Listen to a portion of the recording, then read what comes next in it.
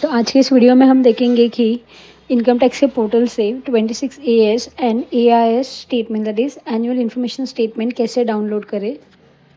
सबसे पहले आपको गूगल पे आके incometax.gov.in ऐसे सर्च करना है और जो आपको फर्स्ट वेबसाइट दिखेगा आपको उसके ऊपर क्लिक करना है। फिर इनकम टैक्स का जो ऑफिशियल पोर्टल है वो ओपन हो जाएगा।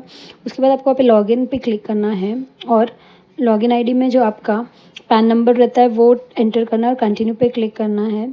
यहाँ पे जो बॉक्स दिख रहा है उस पर टिक करना है और नीचे जो पासवर्ड है आपका जो भी इनकम टैक्स का जो भी पासवर्ड है आपको वो करके नीचे कंटिन्यू पे क्लिक करना है। उसके बाद आपका जो लॉगिन हो जाएगा फिर आपको एक ऐसा पेज दिखेगा। उसके ऊपर ब्लू कलर के इसमें बहुत सारे टैब्स है। अगर आप ऊपर देखोगे तो dashboard, e file, authorised partner services, AIS pending actions. तो उसमें जो AIS वाला जो टैब है आपको उसके ऊपर क्लिक करना है।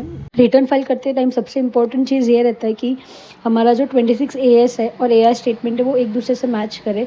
उसमें आप AIS में आपको एनुअल इन्फॉर्मेशन स्टेटमेंट जो रहता है उसमें आपको अपने during the year during that financial आपने जो भी ट्रांजैक्शंस किए आपको वो सारे दिखेंगे। आप और 26 AS में आपको ये दिखेगा कि आपका कौन सी चीज़ के ऊपर कितना TDS कट हुआ है अंडर विच सेक्शन।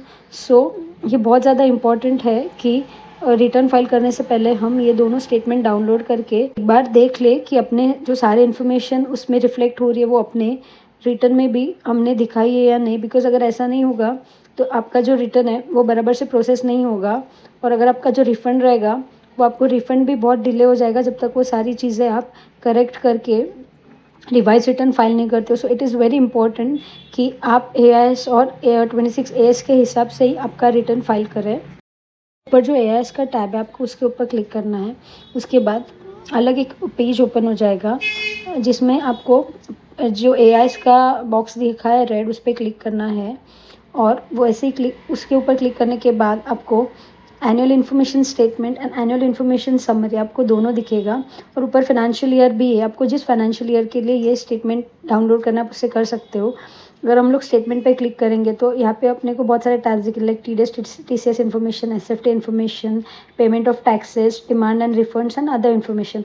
अगर हम TDS इन्फॉर्मेशन पे क्लिक करते तो हमारा सैलरी पे या फिर किसी भी चीज़ में कितना TDS डिडक्ट हुआ है हमको वो समझेगा।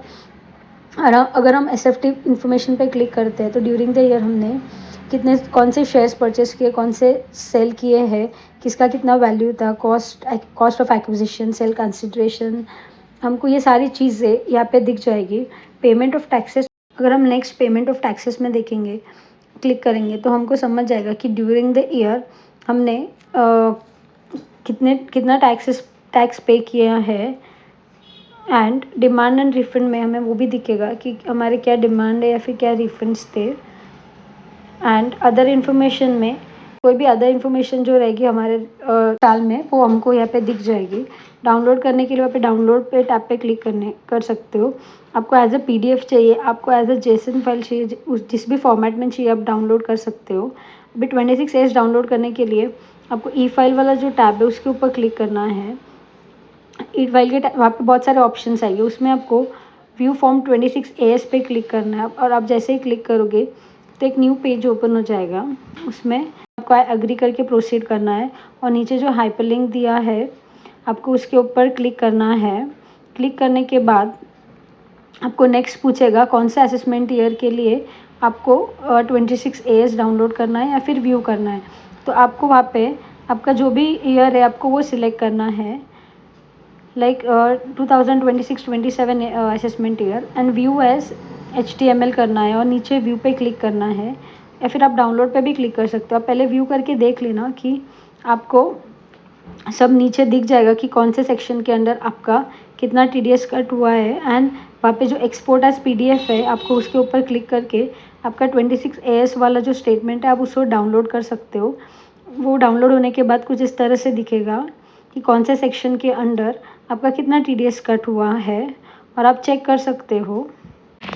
इस तरह से आपके पास अभी आपका 26 AS वाला स्टेटमेंट का PDF है और AIS स्टेटमेंट का भी PDF है। तो आप रिटर्न फाइल करने से पहले दोनों एक बार चेक कर लेना। Thank you so much.